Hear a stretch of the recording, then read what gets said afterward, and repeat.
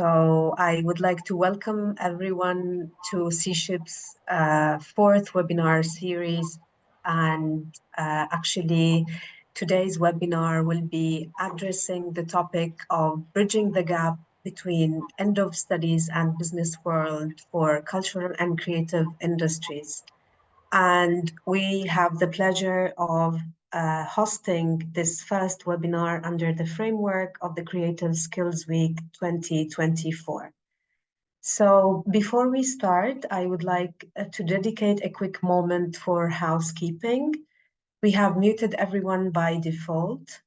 Please note that the webinar will be recorded, so please feel free to keep your camera on or off. The last 20 minutes is dedicated to a Q&A session. You're welcome to use the chat box throughout, and you can also click the microphone icon to mute or unmute yourself and interact with the speakers during the Q&A slot. I will be starting by providing a very brief overview of C-SHIP, and then I will introduce our three speakers. So I will be sharing my screen.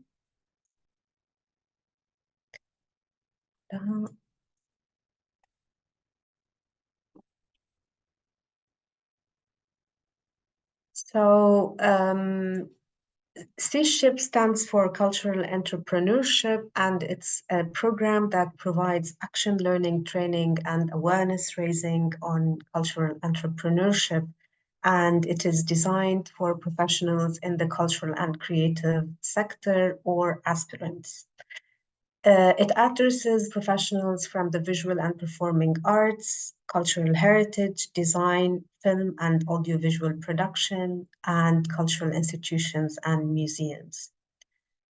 The training program is designed to guide professionals and/or aspirants to start their entrepreneurial journey, ensure the financial viability of the projects, develop and/or strengthen their managerial skills, with a very strong accent on societal contribution and positive impacts. The program is structured around 5 interdependent pillars, which are basically innovation in business and operating models, building ecosystem and partnerships, sustainability and positive impacts, user experience, and risk preparedness.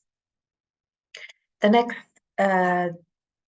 next edition of C-SHIP will be launched in March 2025, and it usually starts with an idea. During the training, we try to help the entrepreneurs to design, test, and implement sustainable, feasible, and impactful projects. We also provide awareness raising webinars. This is actually the fourth series, which was preceded by 3 other series with specific topics for everyone. Today's webinar, which is the first of this 4th edition, will be focusing on bridging the gap between end of studies and the business world. And I have the pleasure to present our 3 speakers of today. Our first speaker will be Paolo Montemurro, who is the director of Matera Hub, and he has been a project manager for EU-funded projects since 2008. Since 2010, Paolo has focused on capacity building for the creative and cultural sectors, supporting young entrepreneurs and startups. And from 2014, he worked on cross-fertilization between arts and other sectors. He contributed to Matera's bid for 2019 European Capital for Culture, enhancing cultural organizations. And he also promoted international networking at the EU level and facilitated partnerships in European creative networks since 2018. He supported innovation in arts education, and from 2020, he became an expert for the EU for Business program. Our second speaker today will be Sarah Daly, who is the Executive Director of Creative Sparks. Dundalk Center for Creativity and Innovation. Sarah has an extensive background in creative and cultural management and entrepreneurial development, and she is dedicated to nurturing creative talent and fostering sustainable business practices in Ireland. Under her leadership, Creative Spark has become a cornerstone for emerging artists, designers, and tech innovators, offering vital resources, mentorship, and networking opportunities. Creative Spark is keen to bridge the gap between academia and industry, empowering creatives to transform their ideas into thriving enterprises, thereby enriching the cultural and economic fabric of Ireland. Our third speaker today will be Venessa Tanović, who is the head of the Career and Transfer Service at the Berlin University of the Arts since 2014. Vanessa's work focuses on developing formats to help artists of all disciplines develop necessary skills for the job market as freelancers and entrepreneurs. With her background in philosophy, Vanessa looks back at more than 2 decades of teaching and supporting young people in finding their position in the workforce. She also uses her extensive network in various industry sectors and political bodies to promote the great value artists have for the economy. So I would like again to welcome our three speakers. And without further ado, I would like to give the floor to you, Paolo, to tell us a bit more about some of the experiences and projects run by Matera Hub and how you managed to connect education and the business world for the benefit of the cultural and creative industries in Matera. Paolo, thank you for being with us, and the floor is yours. Thank you very much, Ruba, for inviting me in this webinar, and welcome everyone. I will immediately start by sharing in my presentation. I hope you can see full screen. So first of all, I would like to set a little bit the scene of the work that Matera Hub is doing, giving you a little bit of a background about myself. I am the director and co-founder of Matera Hub, and since 2011 we are working in the area of supporting the creative and cultural sector, mostly through European cooperation and projects. Capacity building action with a specific focus on how to make the work, the projects, the organization, and the life of a professional from creative and cultural sector more sustainable, and how to bring to local dimension the incredible power that the creative and cultural sector have to generate social impact to foster sustainable local development. Matera is really in the south of Italy, and you can understand why we decided to focus on this mission, because the city is since 1993 a UNESCO World Heritage. It has been in 2019 European Capital of Culture. So it's really a place where it's worth to think about how culture can drive not only the economy of an area, but also the vision of the future of the society from different perspectives.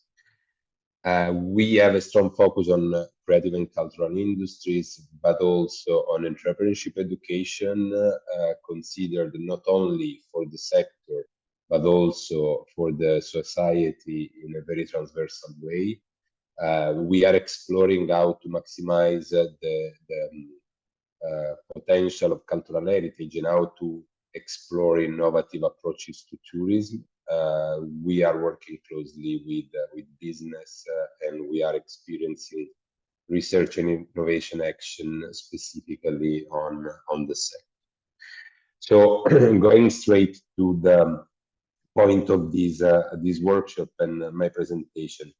I wanted to focus my presentation on what we are calling now Knowledge Alliance for Innovation. So really how to bridge and bring together the world of education, higher education, so university, but also vocational education and training, the world of business, in our case, creative and cultural sector, as well as the capacity of this sector to really create dialogues with other sectors, starting from the perspective that students of faculties of creative subjects, arts and humanities, are potentially the future professionals of the sector. And our question already back 7 years ago was really how to maximize their potential access to the market from one side, but also how to recognize the specificity of the sector, where most of the people that are employed are also self-employed, so let's say entrepreneur. A little bit of statistic. Most of you are working in the sector, so this is not new for you, but cultural and creative employment is very important and strong in Europe. We know that there has been a constant growth of the sector concerning employment, even if COVID had a huge impact in this growth, but the sector can be considered as one of the fastest growing and recovering from the COVID impact. There is a very strong presence of employment, creative and cultural employment outside the creative and cultural sector. So already understanding the potential for cross-fertilization of the sector with other sectors of the economy. There is a volatility, there is on average, that the jobs in the sector risk to be more precarious than those in other sectors. And we have, the data shows that it is a sector with a strong presence of women, but at the same time with strong disparities when it comes to pay, market access and seniority, or top level position in big cultural public institutions. It is also one of the more highly educated and highly skilled sector. So potentially the students coming out from faculties of arts and humanities and creative subjects, they tend to be ready for starting a process in the market. There are some challenges, and these challenges are still data tell us that it took longer for graduates from arts and humanities to find a job compared to other subjects and other degrees. More or less, it is 15 months, while for other it is not even in a year time span. And this is striking if you think at what we just said, that they are highly qualified, let's say, or highly educated. There is a complexity because there is no real focus during the university time in entrepreneurial skills, while the graduates might tend to be self-employed, so might need entrepreneurial skills.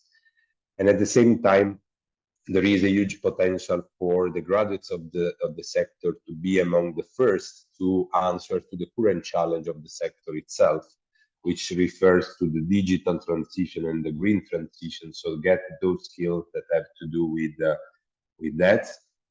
They might be among the first to become appealing for companies outside the creative and cultural sectors, because they have the potential to activate those synergies that bring education in a variety of sectors. Of course, the one that we immediately tend to think when we think about arts, when we think about culture and creativity, are those that have to do with social services and education, but there are experiences of cross collaboration also with industry, where specifically companies have been looking for students in the creative, from creative and cultural sector.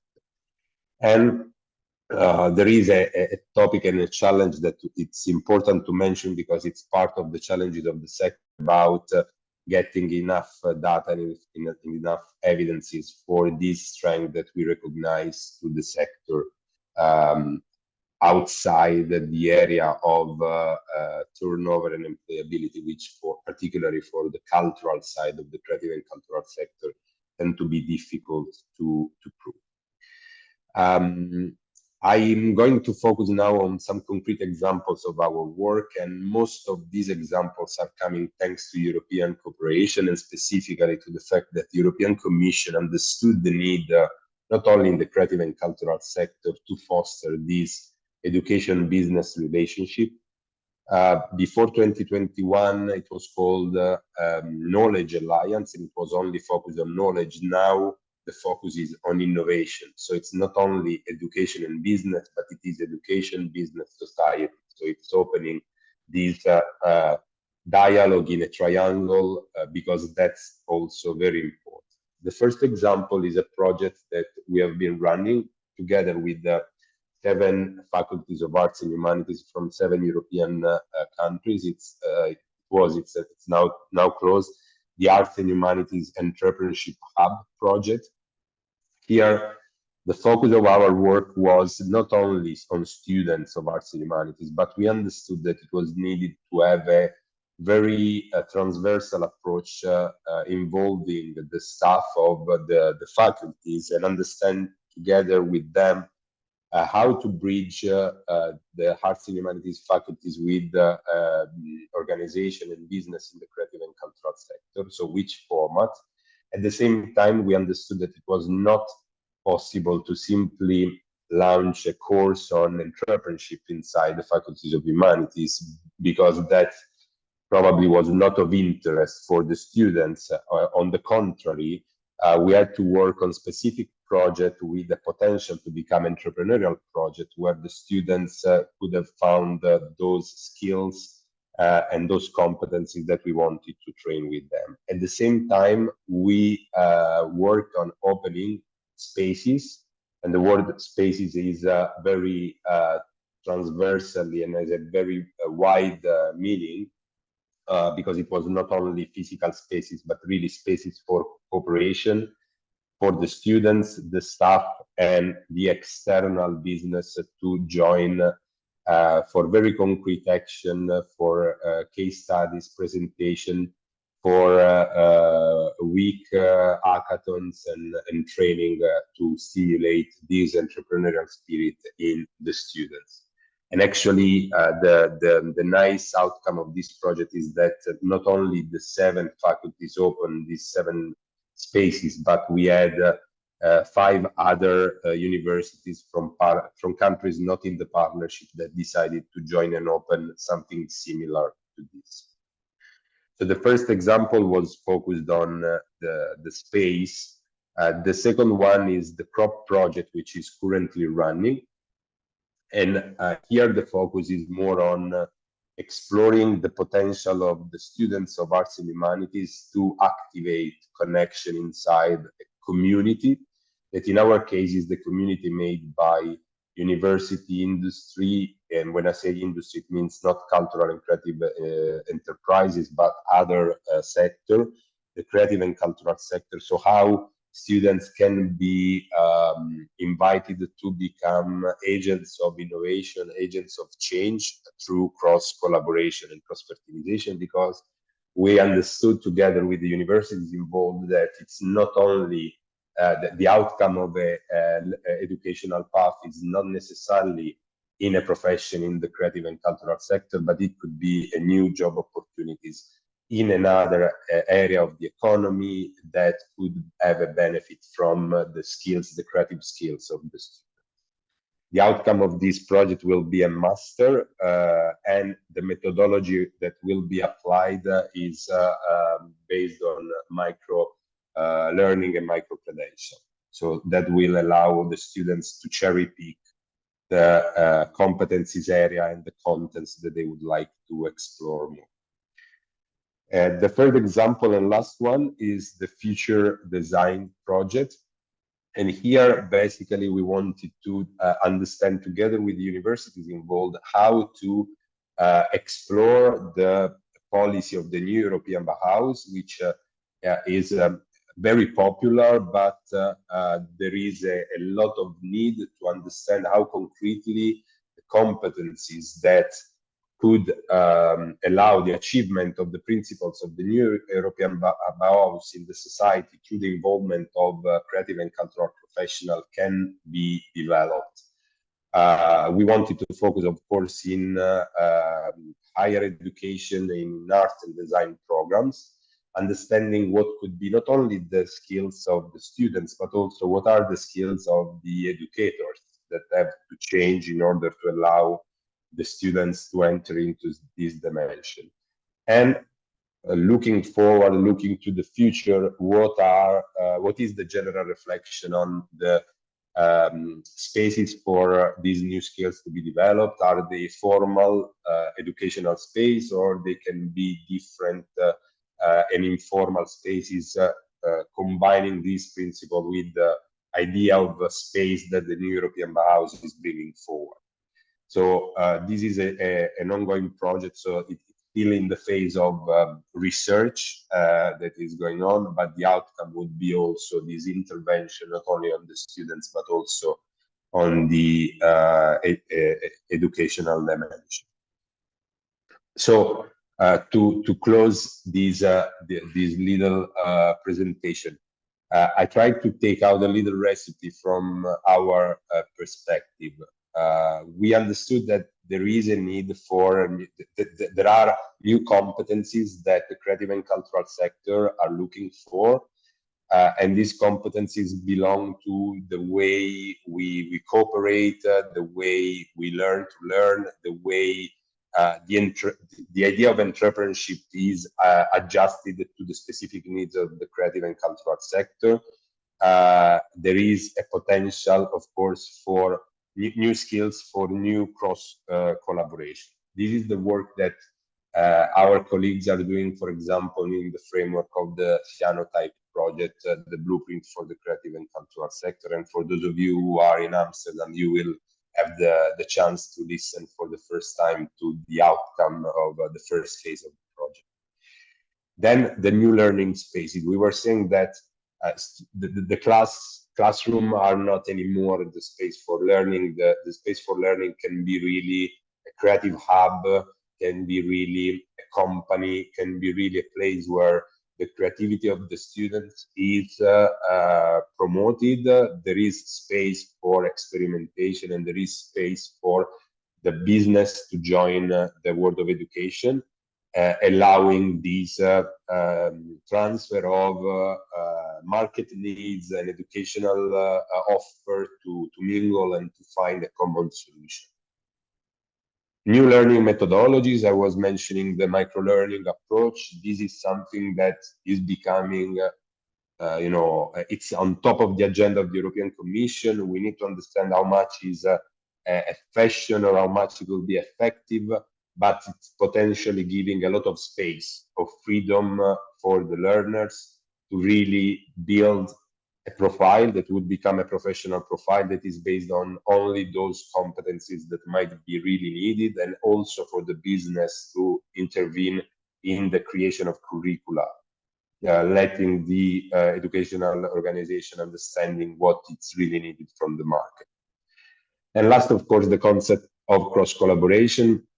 We already said that there is no better sector and so no better students for this future objective and mission than the one from the creative and cultural sector.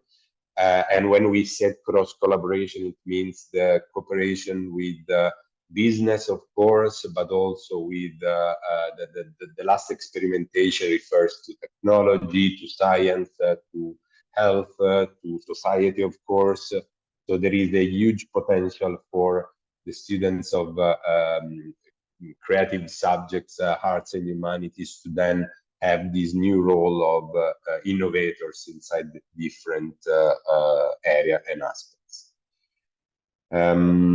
So this is what I wanted to share with you, and a little bit of our experience on the topic. Of course, this is my emails, and you can find Matera Hub on the social network, but I will be more than happy to have your question, if any, at the end. Thank you very much.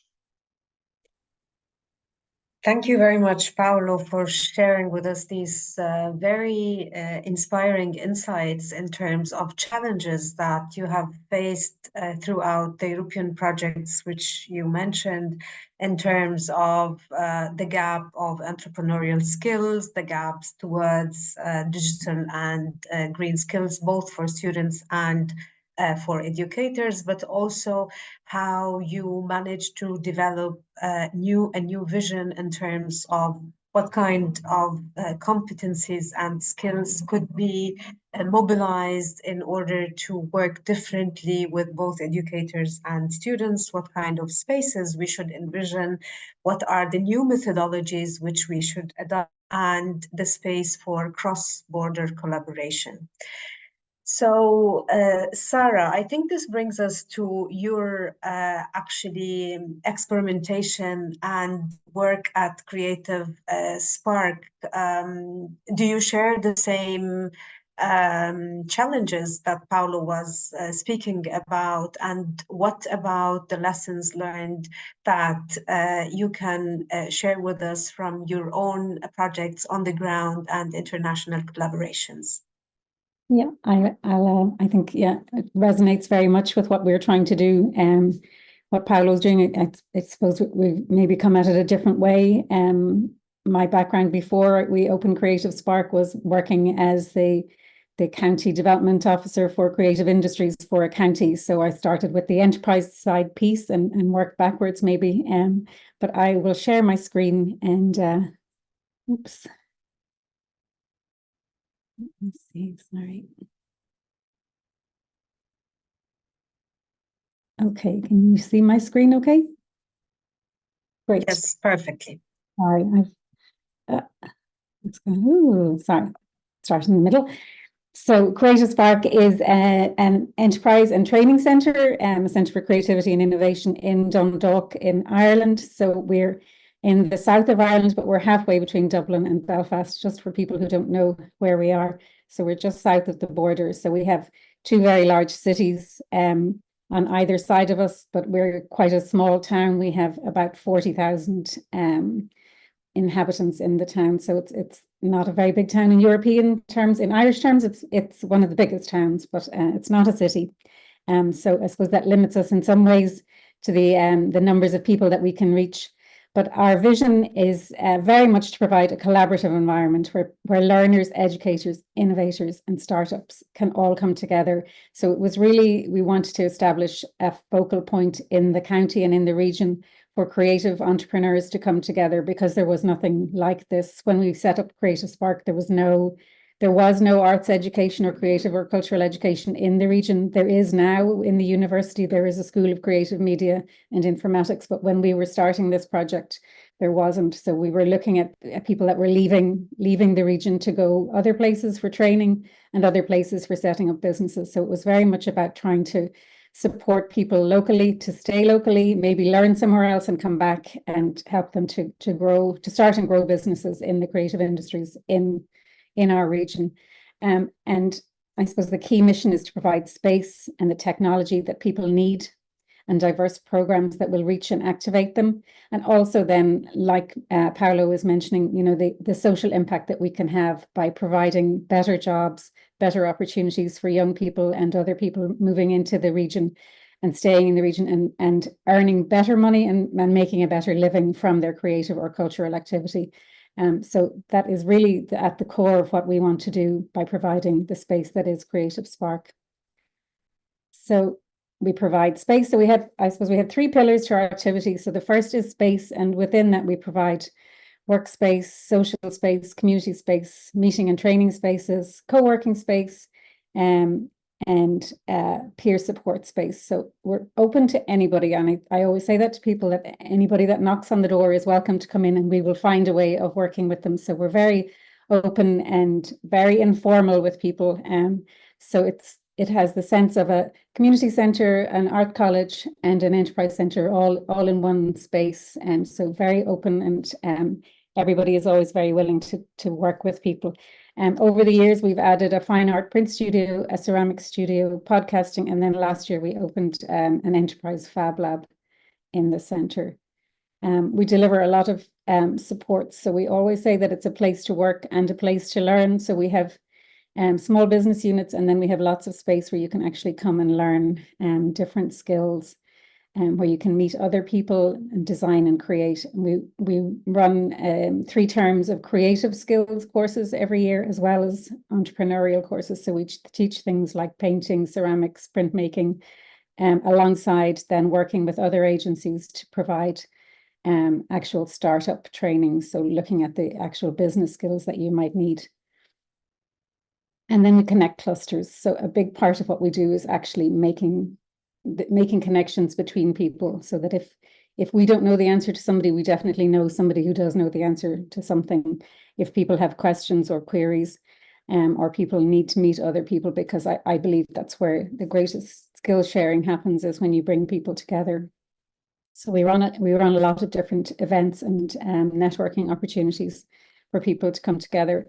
And we also run a lot of free events for people in the community, either free or very affordable, so that we're spreading this across everybody at all levels of society.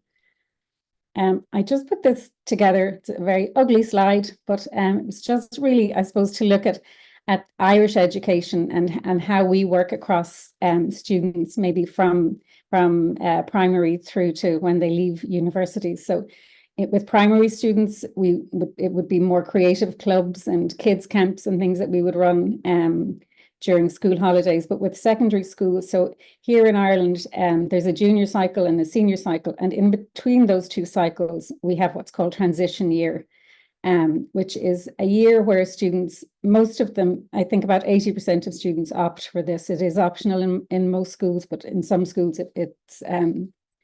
it's mandatory. But it's a year where students get to try subjects that maybe they haven't done in the junior cycle and that they're not sure if they're going to do in the senior cycle. And it's often a very creative year.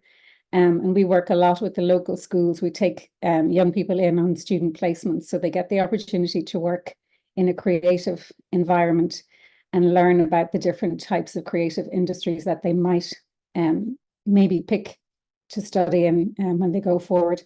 And also nationally, there's a student enterprise program that's run for this TY group. So the students are encouraged to form mini companies and actually try and trade and run through the whole process of setting up a small company. And most of those companies that they set up have a creative element, and people naturally tend toward creative things, I think, young people. So that's we support students in 2 ways during that transition year when they're in secondary school. And then between secondary school and 3rd level, if students aren't quite sure where they want to go, there is what's called a PLC, which is a post-leaving cert course, which is a 1-year program, which is really useful for students who aren't 100% sure about where they want to go. And you can do lots of creative skills in that. So it's a very interesting route for students who maybe haven't got the marks or the confidence to go on to university yet. So it's quite an interesting and a very useful sort of stepping stone into 3rd level. And then in 3rd level, obviously we work very closely with the local universities, and we take placements in years 2, 3, and 4, both in our own company, but also in the companies that are based in Creative Spark. So we do a lot of work with the student placement officers there to try and support people who are interested in working in a small creative business, whatever that might be, whether it's architecture or web design. We try and support them to have 2 or 3 months working with a company. And then obviously the next steps then after university could be into micro-credentials or into internships, and we try and support people in those as well. And I've put in, I don't know if is that in the way of you? Then unemployment is a possibility, as Paolo also mentioned after you leave university. But one of the schemes that is running in Ireland, which is very successful, is called Künste. So it takes people who are unemployed and places them in companies or in community groups for a year. And we always have 6 placements in Creative Spark, and most of those are people that have come from a creative subject, and they come and they work with us for a year, and the majority of them go on to something more positive after that, into work or into other opportunities, or maybe back to university. So then, just in terms of the numbers of people in Creative Spark, we're home to 63 businesses employing about 127 people. So those businesses are always looking for talent. So it's always a route for people who are looking for a job to either come and have some placement time with them, or actually find a job with those businesses. That's just an example of some of them. And then networks and clusters is a huge part of what we try to support. So Louth Craftmark Designers Network is a network that I set up in 2005 in my previous work, and it's a network that we still support today. There are over 80 members in this group, so they're all they might be just early entrepreneurs, or they might be more established, but it's the networking and the skills sharing that happens in those networks that's really important. Artists Exchange is a group of visual artists. So I think there are over 40 members there, and they're visual artists who aren't necessarily just interested in selling art. They're interested in doing other things in the community, socially participatory events and happenings, and working together in terms of supporting each other's creativity and also developing the creative scene in County Louth. Then we have our Fine Art Print Studio, which has over 30 members they're like a little network themselves. And then the Fab Lab, which opened last year, I think we're just coming up to about 20 members in the Fab Lab. So all of these are networks, but there's a lot of overlap between them. So there are a lot of creative people working across all of these networks. And I suppose what they all do and what we try and support them with is, number one, is giving them the space to meet each other and to come in and use our facilities. But there's a lot of skills sharing and knowledge sharing, so that if somebody's just starting up, if they've just left university, the value of joining one of these networks is that they learn from all of the people that have gone before, and they're not reinventing the wheel, and they're not trying to do everything on their own. So things like even packaging, routes to market, how to approach a gallery, how to apply for funding, tax, finance, presenting your work, selling online, writing your artist statement, all of those things are things that other people can teach you. So it doesn't all have to come from Creative Spark. It comes within those networks because they're very open and willing to share their skills. So I suppose just in summary, really, what Creative Spark does in Bridging the Gap is provision of co-working and production and studio space. We have an artist in residence program as well. So we've had over 60 artists over the last 10 years in our artist in residence program, and people can come. We always have at least one emerging, one established, and one international artist, but we have between 8 and 10 every year artists that can come, and they have a studio space for either 2 or 3 months and access to all of our facilities and supports that we provide. We have a Fab Lab. We are part of the Fab Academy diploma. Now we've just had our first graduate this year. We've developed accredited training, so we're working with the National College of Art and Design around micro-credentials. So we've just launched our first digital making diploma. We're involved, like Matera Hub, in European and cross-border projects, supporting various groups across Erasmus and other projects. We work with local agencies and business development agencies on specific programs for creative people. We support people with funding applications, networking opportunities, access to equipment and resources, training and workshops, mentoring and support. And obviously the community and collaboration is a huge piece of what we do.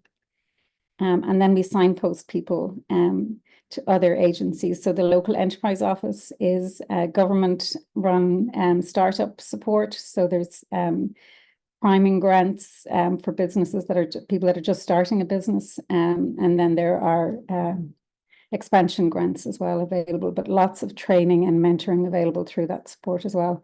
Enterprise Ireland is also a national programme, and it runs New Frontiers programme, which is a 3-stage incubation programme for small businesses or people with an idea that maybe want to prototype it and bring it to the next level. Design and Crafts Council of Ireland is another national organisation. Visual Artists Ireland supports visual artists, and we work very closely with them, and we generally run programmes with them each year. And then the local authority, each local authority has an arts office that also runs training and disperses grants. Creative Ireland is a national programme that supports different creative projects, so you can apply for funding to run programmes, and we work a lot with our artists and supporting them to write their funding applications for these types of grants. The Arts Council also gives grant funding, and Screen Ireland similarly. So a lot of the work that I would do would be kind of helping people to write those funding applications, supporting them to do that. And there are my details. So happy to have contact from anybody that's interested in learning more about Creative Spark, and follow us on socials as well.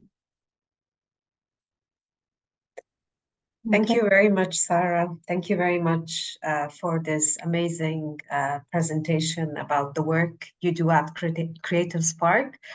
You explained beautifully about what you provide in terms of space, what you provide in terms of community, what you provide in terms of opportunities. And it was really very interesting to see how you envisage providing different opportunities to different age range and different needs, actually.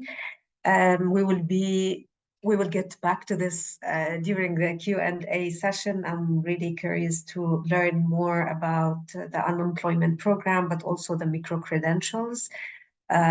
These are two very interesting aspects, which I'm sure we'll come back to during the Q&A.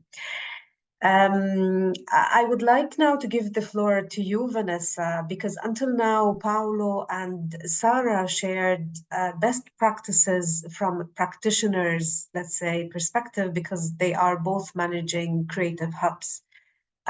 You are managing an academic program, which is actually quite unique in the way it was shaped and how it's been implemented since the last 10 years. So we would like to learn more about this pioneering experience, how it came into life, and how it concretely works. So please, the floor is yours. And I will be sharing your slides.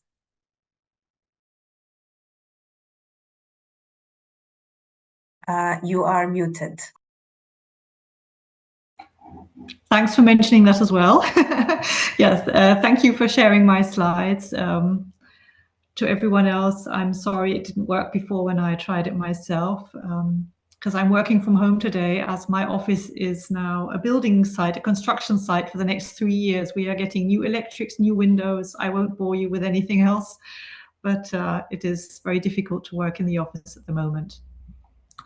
Great, thank you. I can see my first slide, so I'm assuming everyone else can as well. I think you can just move on to the next one, where I will just mention a few details about the University of the Arts. We are one of 4 universities of the arts in Berlin, but we are by far the largest. The next 3 together only have about a quarter of the number of our students. We have more than 4,000 enrolled students in over 90 study programs.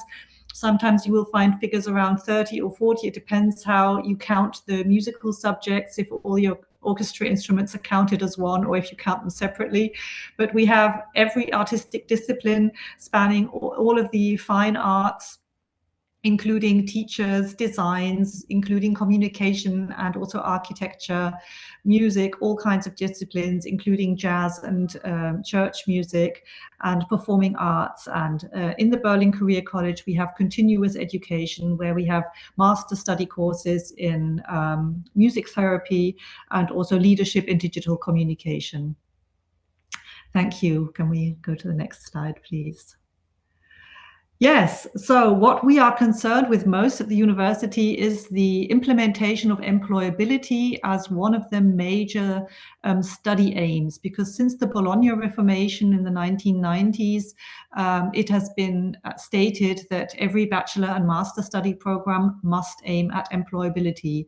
So we actually think this can be shown best in a kind of cycle, because this is something that has a lot to do with lifelong learning as well. So you can pick any starting point in this cycle and go along. I think if we start at the top right-hand corner, learn about one's skills and competencies, that might be a great starting point. Then you carry on and learn and understand about maybe the creative market, if that is your field, like it is in our case at the University of the Arts.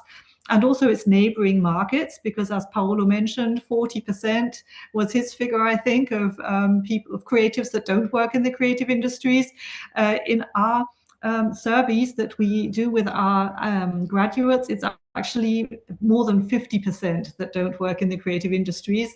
So they really do get around and need to, of course, understand the markets and their needs. When you have sort of learned about yourself and about the market, you can then sort of do like the product market fit and plan your own career and start to acquire the knowledge that you need to get you where you want to be. This can be in the areas of self-marketing, networking, application processes, and so on and so on. I mean, there are many subjects that need to be covered here. I only mentioned a few. And of course, when you move along these paths, they change. And the market changes, needs change. Now we're talking about AI and all these other new subjects. Healthy work is another subject that is very big in Germany at the moment. I'm not sure it is in other European countries, but to keep healthy through your work life is becoming more and more important. So that needs to be addressed as well. So you have to secure a sustainability through the readiness for lifelong learning, so that you can then sort of carry on and then learn and evaluate your skills and competencies that you need for your next steps in an ever-evolving market. Thank you. Can we go to the next one? Yes, so what do we do? Of course, we teach artists about entrepreneurship on a very, very low level. This can be maybe through podcasts or just handing out information. We teach artists also to be entrepreneurial by giving them skills and competencies, maybe through workshops or coaching programs. But then in the third stage, for those that stick with us, we actually also teach artists to be entrepreneurs, to perform in the market. Thank you. Can we go to the next slide? Yes, so this is something, a SWOT analysis of our target group that I did for another program. And of course, this is not something that is true for every single one artist, but this is something that we have sort of observed in our work is the case for many artists. So who do we have here in our classes? We have people with high levels of commitment. When they burn for something, they really burn. They also have a very high capacity for suffering. Like when they do their financial planning, they say, oh, I can live on 20 euros a month. Of course they can't, but they do sometimes. So they really have a high level of capacity for suffering. And they also have a high charisma, because they are, in many cases, they can be very convincing, and they always find people that will support them. But they also have weaknesses. Often they start out with a lack of entrepreneurial attitude. They don't think big enough. They don't really see the grander picture of what they've got in front of them. They've got like this raw diamond that needs to be polished.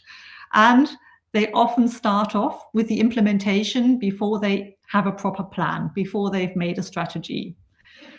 They also are confronted with many risks. Like there's always the next new idea that has to be followed up on.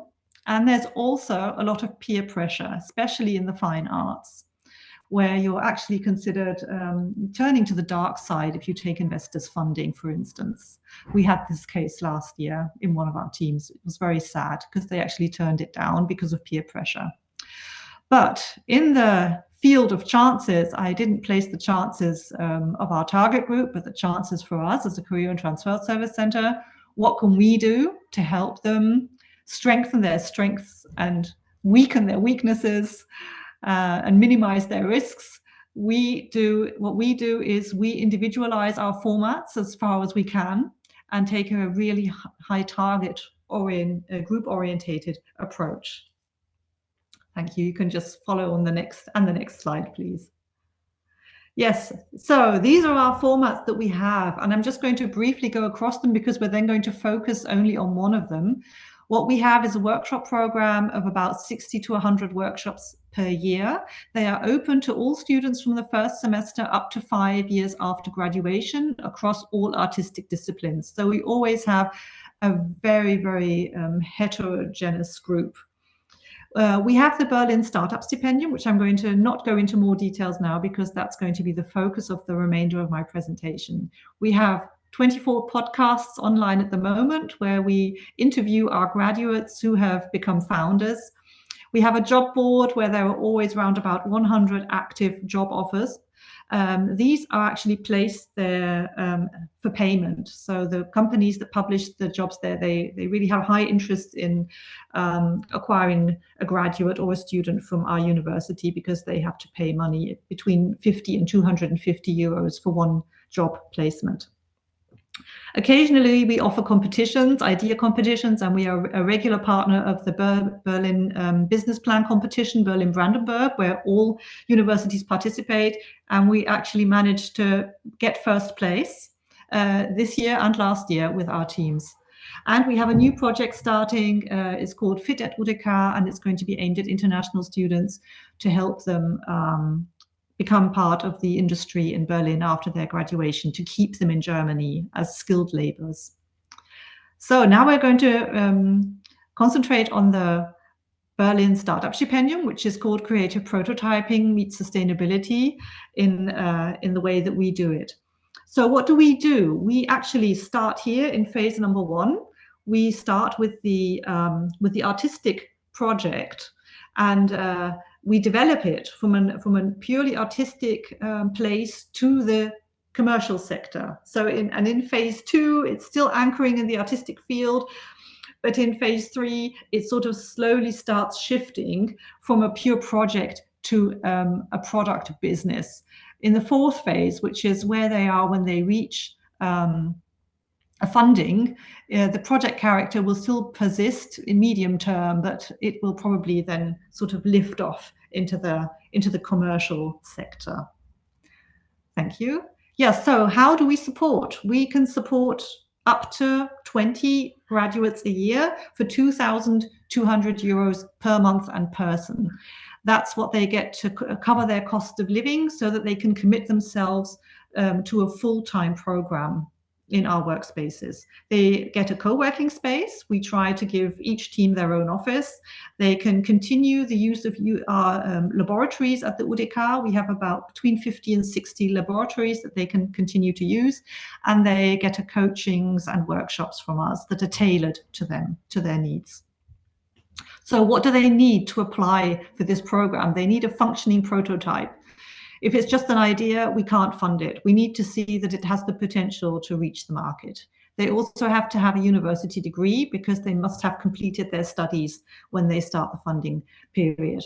We prefer teams of 2 to 5 people. We have, in the past, funded a few individuals, but they have it a lot harder because they have to cover all the business aspects themselves in one person, and it is also a lot harder to get investments from business angels following up after the funding period if you're on your own. That's why we prefer teams.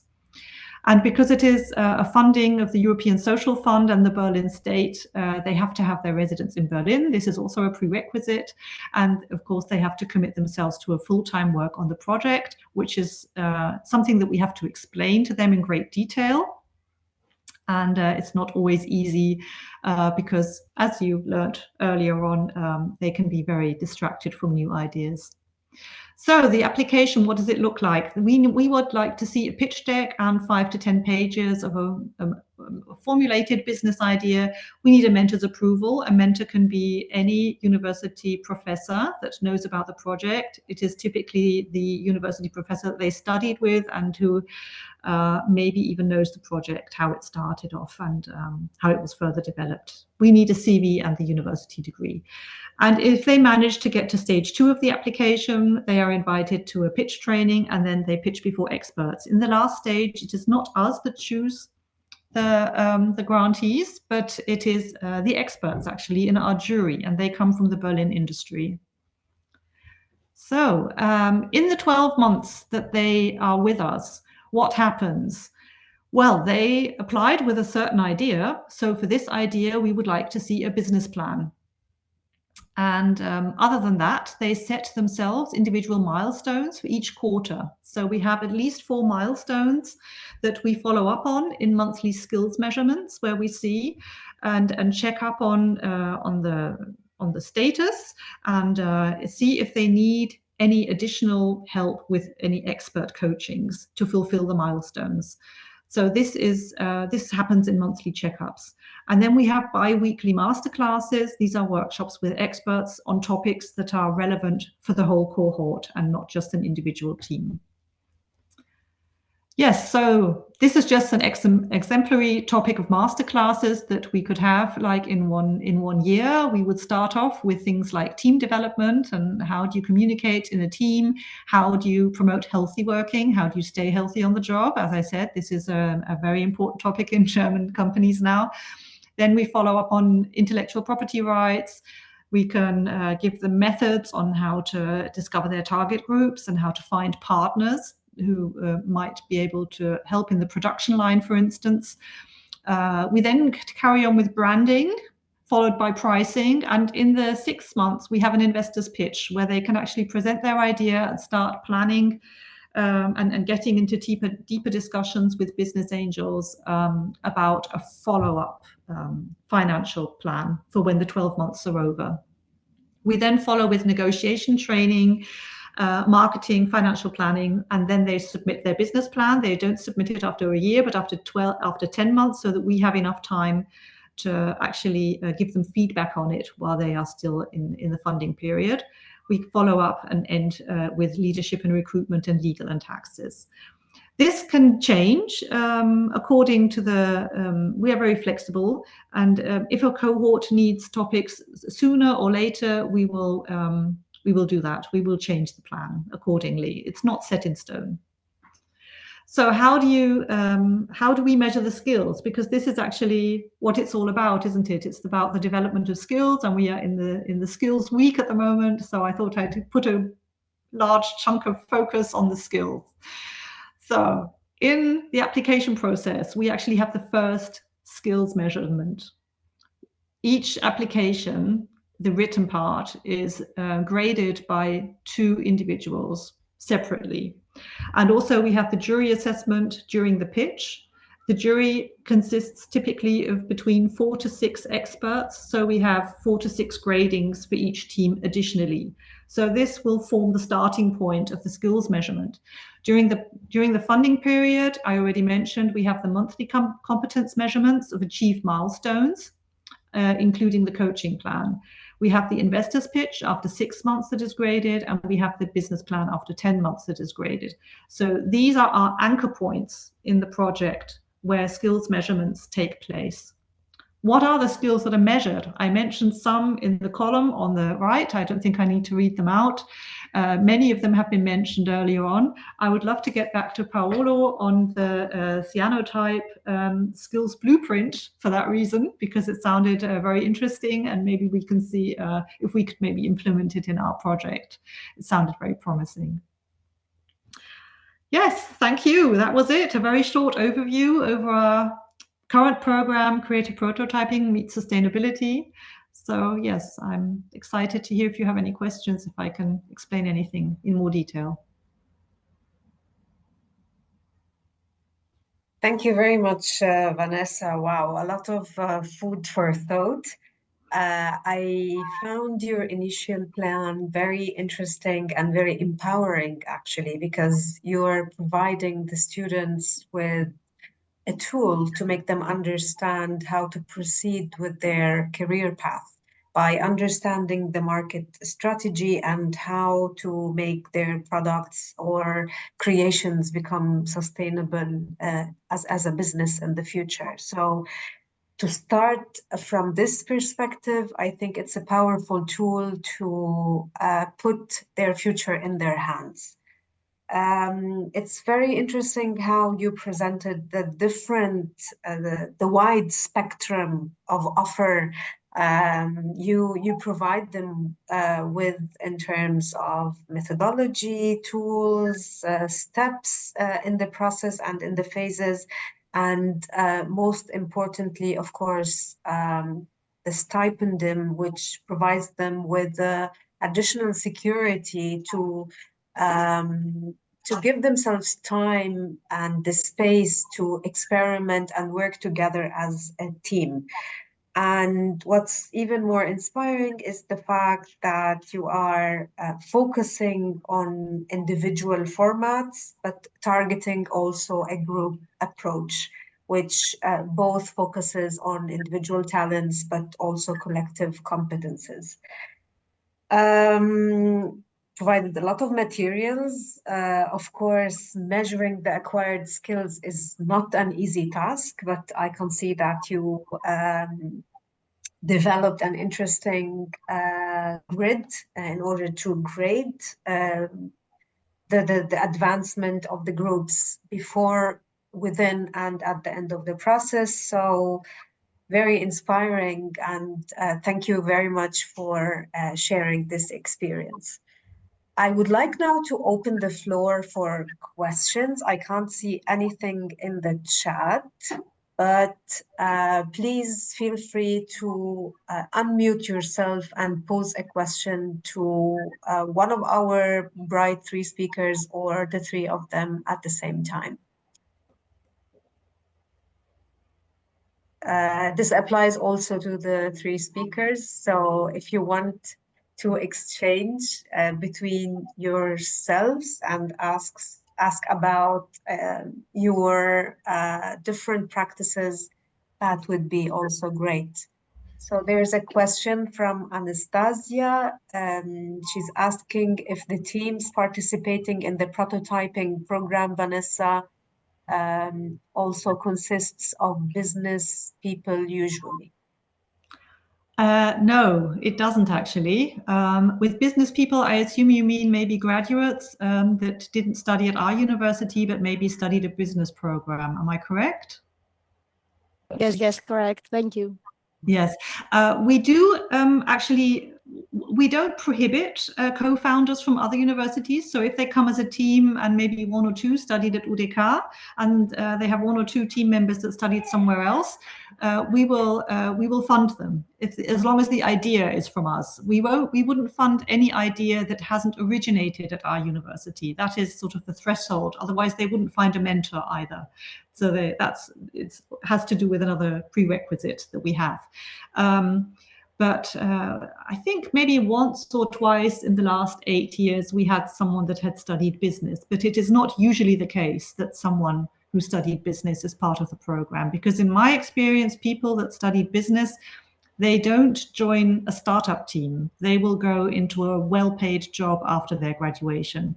This is my experience. I mean, of course, we always find the one or other exception, and we have found them in the past, but it is not generally the case. Okay, thank you. Can I follow up? Just and maybe the projects that come about from the programs are mainly products or services, or they are usually artworks and productions?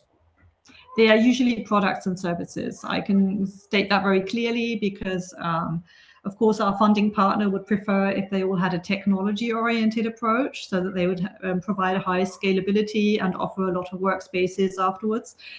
We have funded a few artistic projects where we saw potential for a scalability, and where it has happened also in a few cases. But generally, you can say that we have a much better fit to the program if it's about a product or a service. Yes.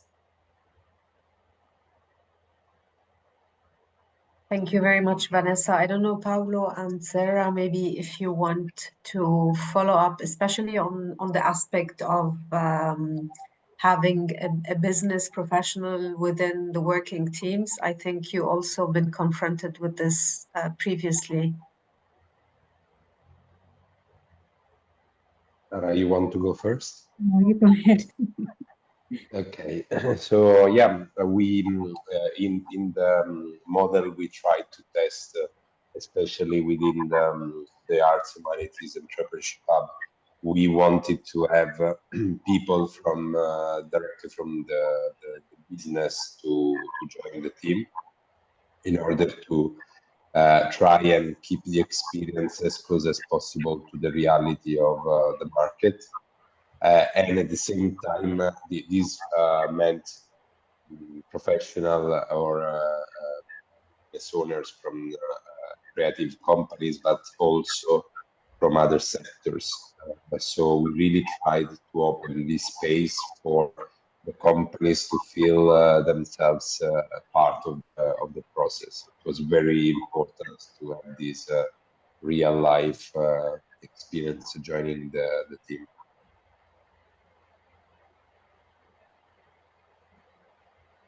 I think similarly in Creative Spark, we relish the idea of having people working side by side with different disciplines, so that, you know, if you have business skills and somebody that's less creative working alongside a creative person, that there's that cross-fertilization of ideas, but also then the reality checks that maybe a business-minded person will bring to the creative person is always very useful, to see how they work side by side.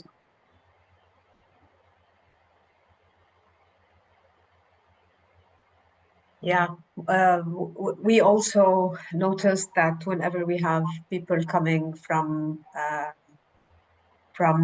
business mindset, it's a very interesting conversation between the creators and the business person, and there's always a time for reflection before finding a balance.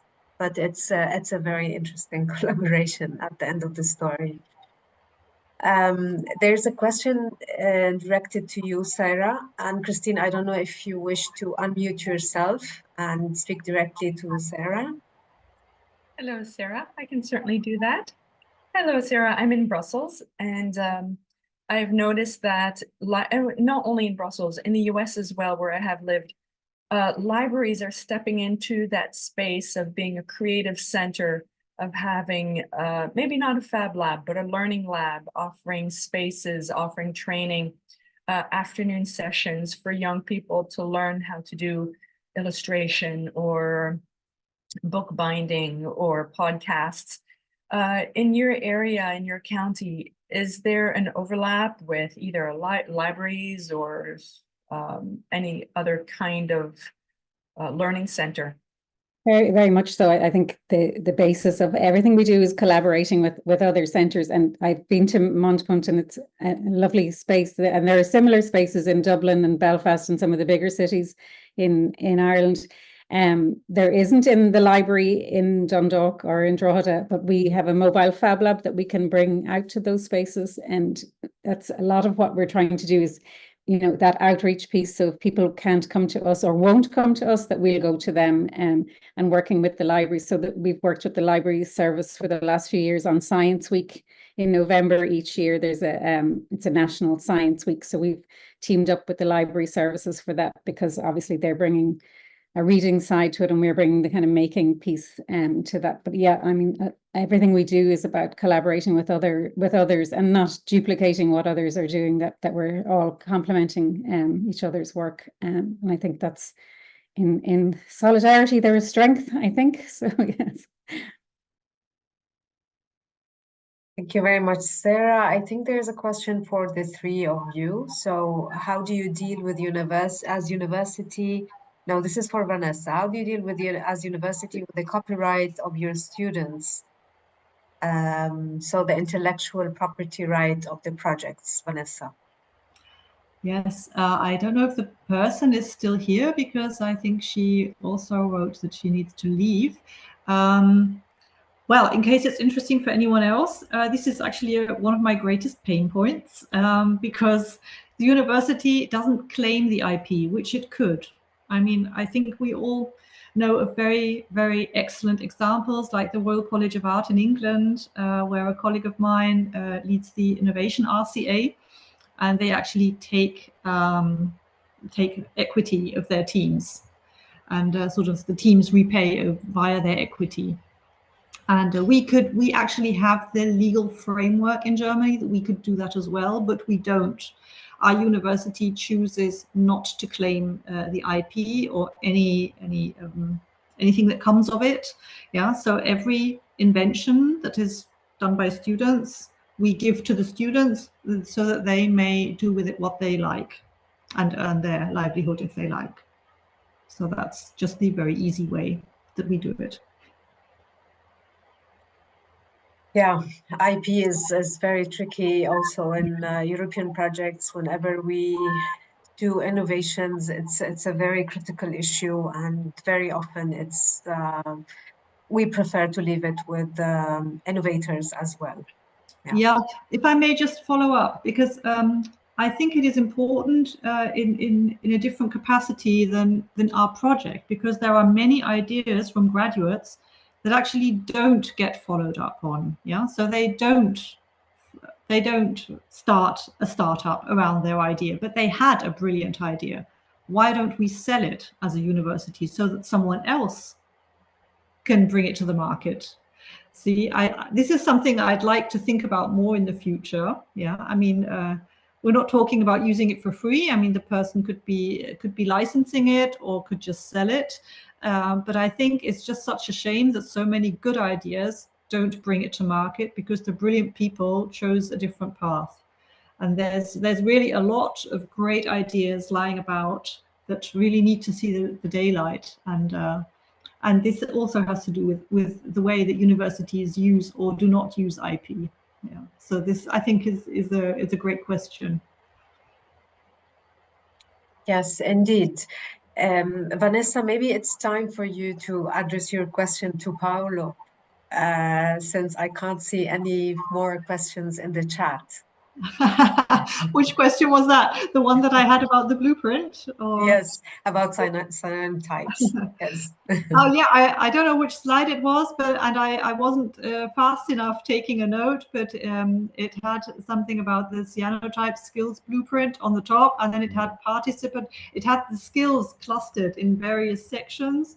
Participatory skills, anticipatory skills, and I don't remember the third cluster. There were 3 mentioned, maybe. Yeah.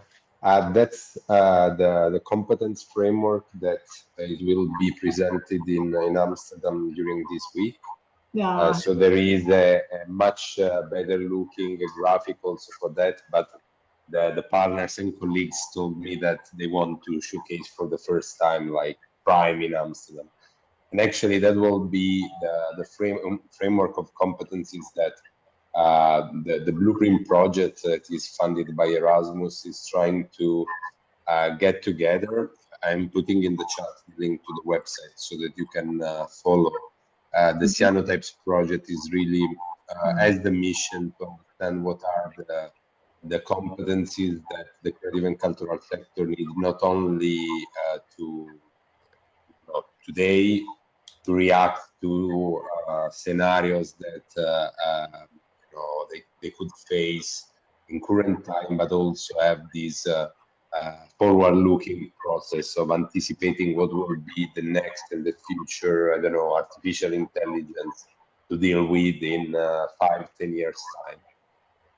And with this competence framework, the focus will be mostly on trainers and those who will design the training for the creative sector, which will be something very interesting for higher education, but also vocational education and training. So definitely from next week there will be a promotion of the final version of the framework, and also some initial testing. So there will be the possibility to participate to workshop and training organized by the project all around Europe. Yes, great. Thank you. I will definitely follow up on that. And if no one else has a question, I would then just keep going, because I think you and also Sarah both mentioned in your presentations micro-learning or micro-credentials.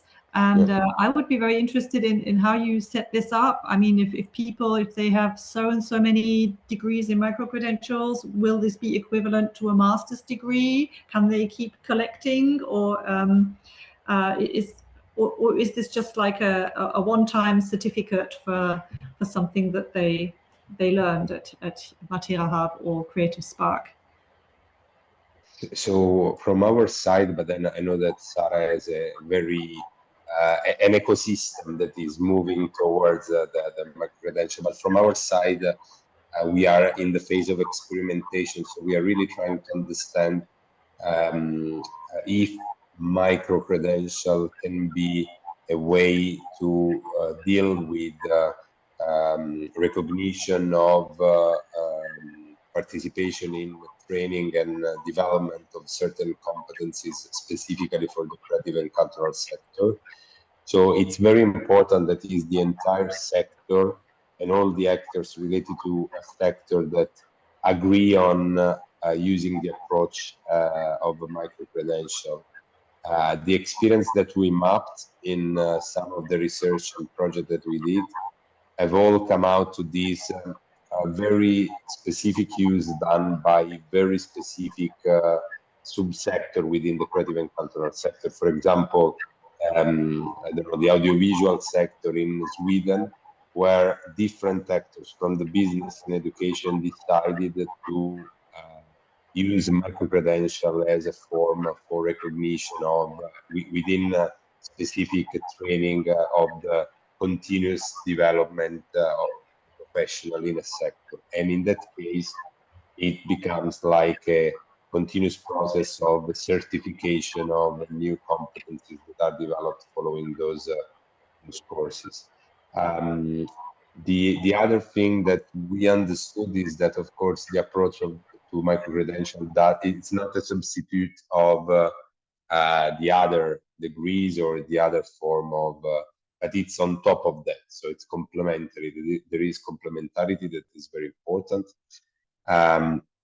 And within the Pact for Skills for the creative and cultural sector, there is, of course, this mission of understanding and exploring if really we as a wider ecosystem working with around Europe, the creative and cultural sector, we can agree that micro-credential and then, of course, micro-learning is a useful approach for the sector to facilitate the recognition of certain competencies developed in faster learning processes, on-the-job learning processes, or individual learning processes.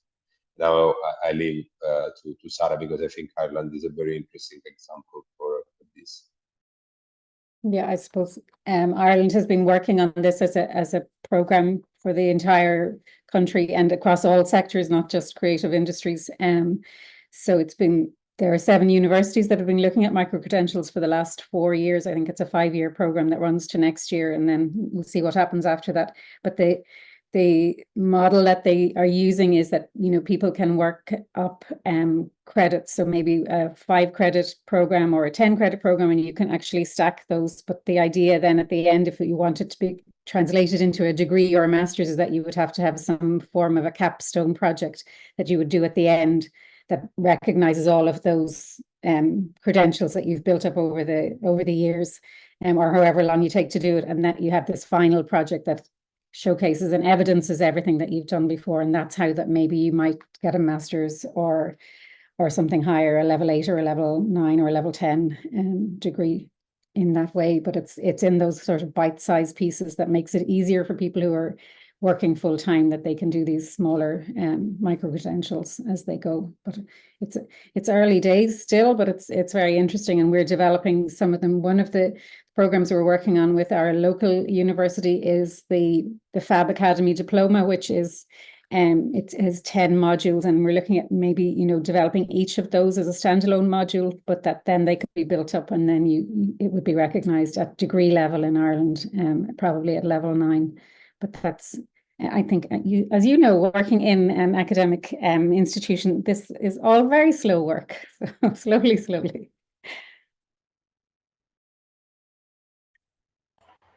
Yes, thank you very much. Thank you very much to both of you, Paolo and Sarah. And actually, just to rebound on what Paolo was saying, there's a new working group in the Pact for Skills for CCIs, which is dedicated to micro-credentials and which is led by Matera Hub, just to explore in the coming year the potential of micro-credentials for CCIs at the European level. I was wondering if you, Paolo and Sarah, have questions to each other or to Venessa. I think I'm just in awe of the amount of money that's put into the stipend program. I mean, a lot of money, but it's state funded, I guess, is it? It seems like a lot. A very generous stipend, and I suppose it's a big risk for whoever funds it. Yeah, 40% is the European Social Funds money, and 60% is the Berlin Senate of Economy. And are there targets in terms of the amount of actual products or businesses? Oh, yes. 85% need to found a business and stay on the market for more than 3 years. Mm-hmm. Yeah, so that's our target. Mm-hmm. Very interesting. I just want to say that, you know, I'm continuously, after the first experience, following and trying to map as much as possible these kind of programs, because it's very interesting. And I have to say, I'm very happy when you see that there is a wise use of European Social Fund, especially for this kind of experimentation slash initiatives. So I will definitely follow and try to get more information about this program. Yes, actually, the stipend is a very fair access for creatives, because we are all aware of the precarious situations with young graduates, but not only from the cultural and creative sector. So this is a way to give them the possibility to develop their passion while living in dignity. Vanessa, I can see you wanted to intervene. I'm just looking for the link for more information on the program that funds our creative prototyping, because we are not the only person, the only institution that can hand out the Berliner Startup Stipendium. It is actually for any university or incubator can apply to this. So let me just see how I can post it to everyone. Yes, yeah. So this is, of course, the page in German. I'm not sure that there's an English version of it, but if you scroll down, you can find Berliner Startup Stipendium and the 12 places, I think, now in Berlin where you can apply for it. We are the only incubator that addresses creatives. So the others are all medicine, life sciences, you know, deep tech. We have a lot of that, and then there's us. So we're always a little bit the what do we say? Like we are the special part of the program. Yeah.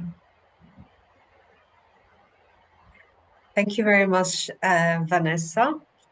I can't see any additional questions, so I think we are reaching to the end of today's webinar. Before waving goodbye, I just wanted to inform you about our upcoming webinar, which will address cultural entrepreneurship and social return on investment. It will take place on the 24th of October at the same time. We start at 4 Central European time. I would like to thank our 3 bright speakers for the food for thought and very provocative and insightful interventions in terms of experimentation, tools, methodologies, and reflections on the career path of creative professionals. I would like also to thank my colleague Karen for taking care of the organizational aspects of today's webinar. You will receive a follow-up email asking you to evaluate the webinar. Please do so. And if you wish to rewatch the webinar, the recording will be available on eShek's YouTube channel, and it will be also on C-Ship's LinkedIn page. Thank you very much for coming together on Zoom, and we look forward to welcoming you soon again. Thank you very much, and goodbye. Thank you. Thank you. Bye. Thank you. Bye-bye. Bye. Bye.